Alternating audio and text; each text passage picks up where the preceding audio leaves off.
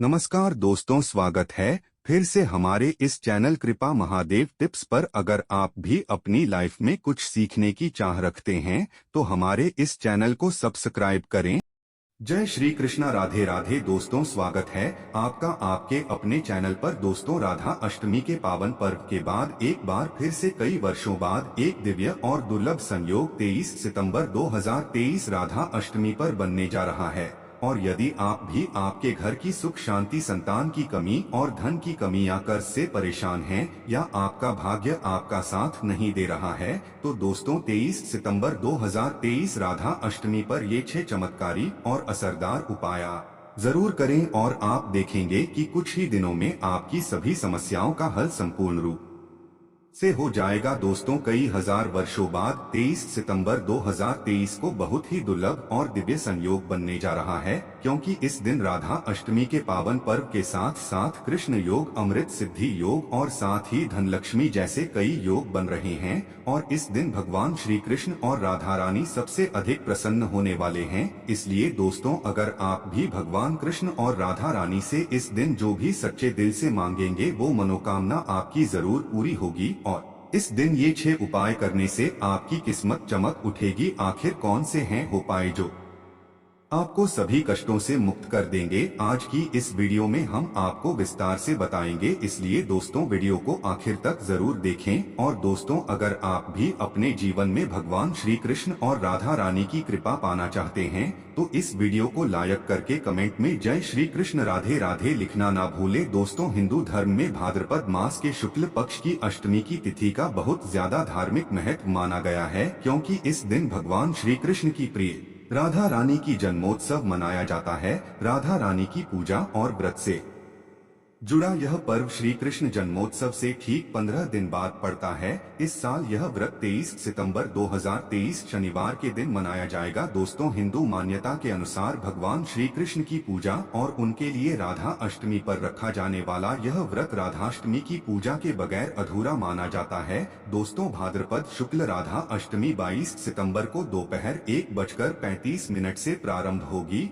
और अगले दिन 23 सितम्बर को दोपहर 12:17 पर समाप्त होगी। उद्या तिथि के चलते राधा अष्टमी का पर्व 23 सितंबर दिन शनिवार को मनाया जाएगा। इस दिन राधा जी की पूजा का शुभ मुहूर्त सुबह 11 बजे से दोपहर 1:30 बजे तक रहेगा। आइए अब जानते हैं राधा अष्टमी की पूजा की संपूर्ण विधि, जिसके बिना इस दिन की गई पूजा और व्रत अधूरे माने जाते हैं। यदि आप पहली बार राधा रानी के लिए व्रत रखने जा रहे हैं तो आपको 23 सितंबर की सुबह सूर्योदय से पहले उठना चाहिए। राधाष्टमी व्रत वाले दिन प्रातः काल स्नान ध्यान करने के बाद भगवान सूर्य को अर्घ्य दें और उसके बाद राधा रानी के व्रत को विधि विधान से करने का संकल्प लें। इसके बाद घर के ईशान कोण या फिर अपने पूजा घर में राधा रानी की प्रतिमा या फोटो को पवित्र जल से शुद्ध एवं साफ कर लें। इसके बाद उनके आगे एक मिट्टी या तांबे का कलश में जल, सिक्के और आम्रपल्लवी रखकर उस पर नारियल रखें। राधा जी की फोटो या प्रतिमा को पीले कपड़े से बने आसन पर रखें और उसके बाद पंचामृत से स्नान कराएं। इसके बाद एक बार फिर उन्हें जल चढ़ाएं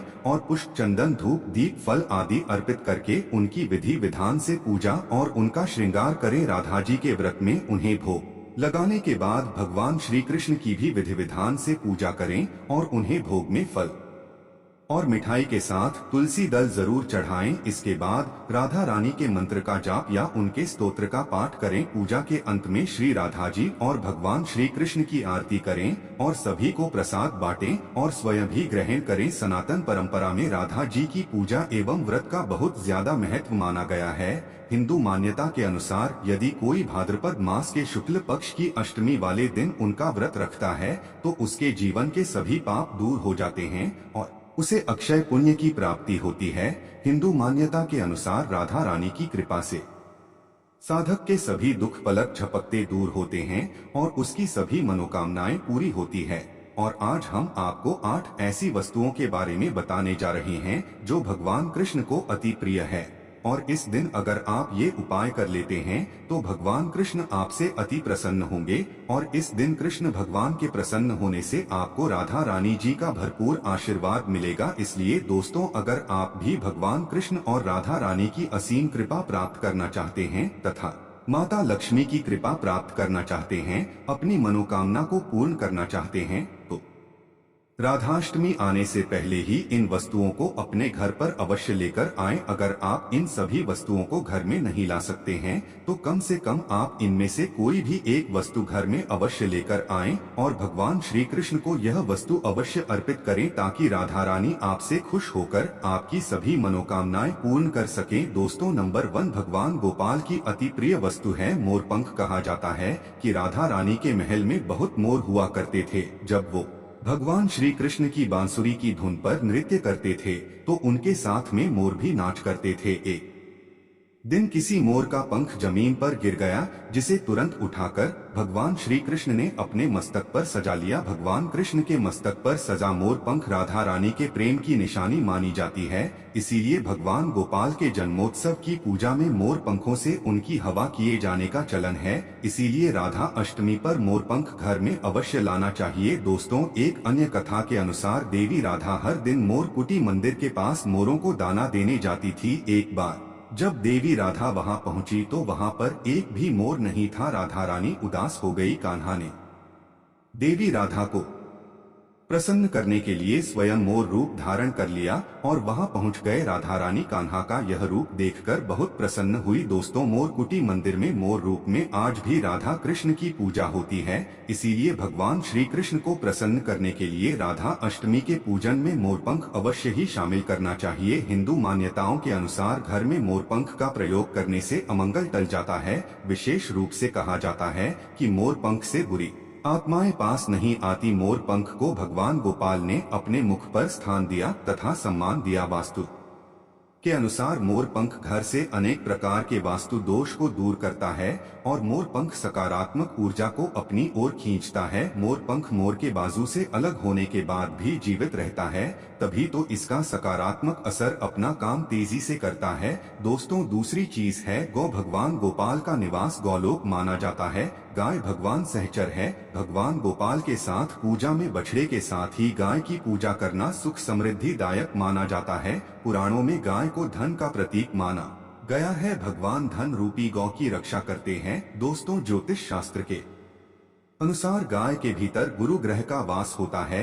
यदि ये ग्रह किसी व्यक्ति की कुंडली में नीच स्थिति में हो तो उसे गाय की सेवा करनी चाहिए। ऐसा करने से वो उस ग्रह की कुपित दृष्टि से बच सकता है। इसके अलावा वास्तु शास्त्र के अनुसार पूजा स्थान अथवा बैठक के कमरे में ईशान कोण में चांदी की गाय और उसका बछड़ा रखने से भाग्य में वृद्धि होती है। इसीलिए आप राधाष्टमी से पहले ही चांदी की गाय और उसका बछड़ा अपने घर पर अवश्य ही लाएं। अगर आप चांदी का नहीं ला सकते हैं तो आप मिट्टी का ला सकते हैं या फिर आप गाय और बछड़े की तस्वीर लाकर भी ईशान कोण में लगा सकते। दोस्तों, तीसरी चीज है बांसुरी। भगवान राम की पहचान धनुष है तो भगवान गोपाल की बंसी। भगवान गोपाल की मधुर बांसुरी की धुन सुनकर गोपियों उनकी ओर खींची चली आती थी। भगवान गोपाल की बंसी प्रेम और आनंद का प्रतीक है। बाल कृष्ण गोपियों के साथ बंसी बजाकर रास रचाते थे और सृष्टि में प्रेम का संचार करते थे। दोस्तों, राधा अष्टमी के दिन भगवान श्री कृष्ण के श्रृंगार की सामग्री में बांसुरी को शामिल करने से गृहस्थी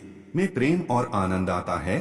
भगवान कृष्ण को बांसुरी अर्पित करने के साथ ही आप अपने घर में बांसुरी को अवश्य ही लाएं। दोस्तों, माना जाता है कि जहां कहीं भी वास्तु दोष हो वहां बांसुरी लगाने से वास्तु दोष दूर हो जाता है।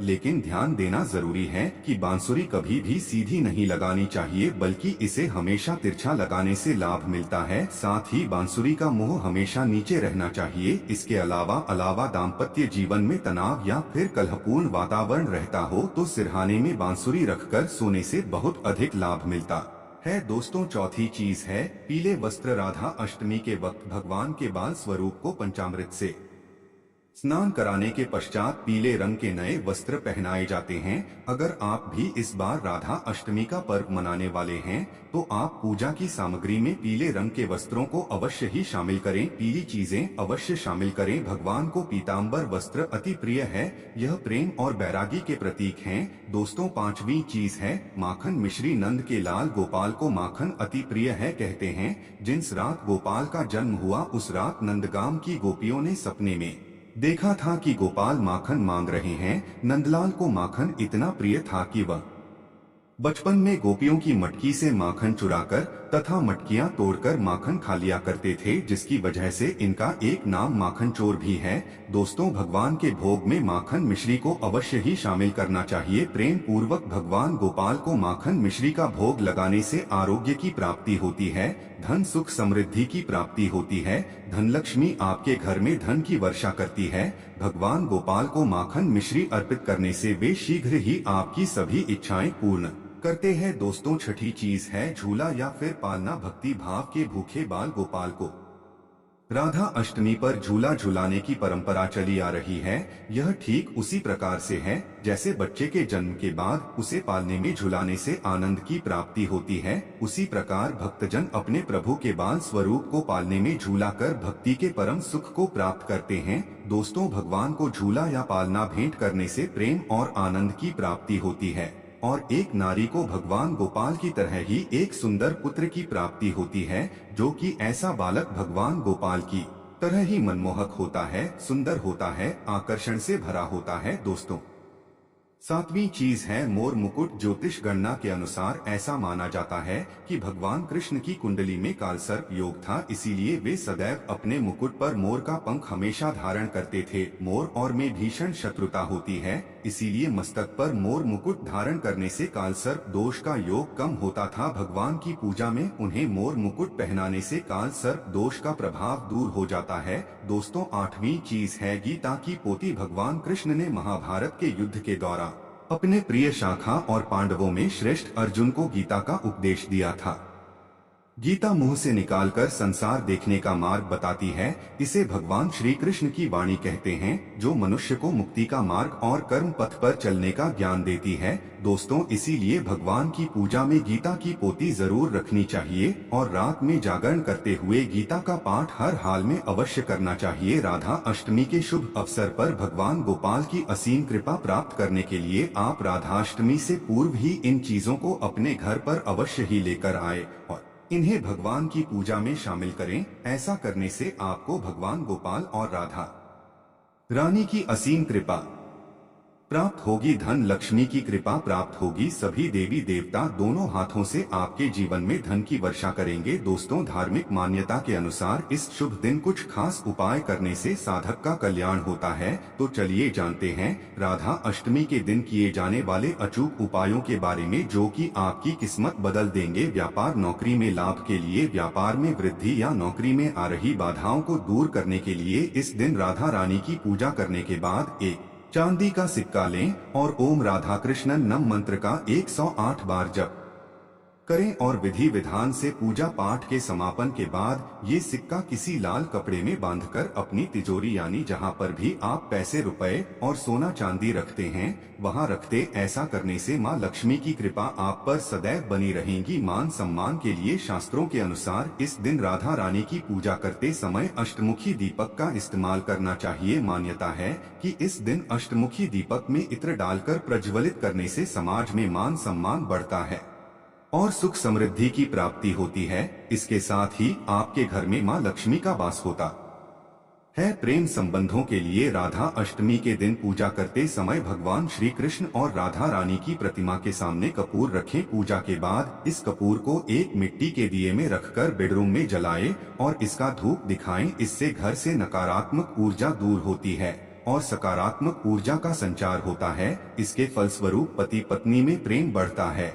और अखंड सौभाग्य की प्राप्ति होती है। मनपसंद जीवन साथी पाने के लिए, मनचाहा जीवन साथी पाने के लिए इस दिन भगवान श्री कृष्ण को हल्दी और चंदन का तिलक लगाना चाहिए और राधा रानी को कुमकुम का तिलक अर्पित करना चाहिए। वहीं प्रेम में सफलता पाने की इच्छा रखने वाले लोगों को इस दिन भोजपत्र लाकर उस भोजपत्र पर अपने प्रेमी या प्रेमिका का नाम सफेद चंदन से लिखकर राधा कृष्ण के चरणों में अर्पित कर देना चाहिए। वो उनसे सच्चे मन से प्रार्थना करनी चाहिए। ऐसा करने से आपको मनचाहा जीवन साथी मिलता है।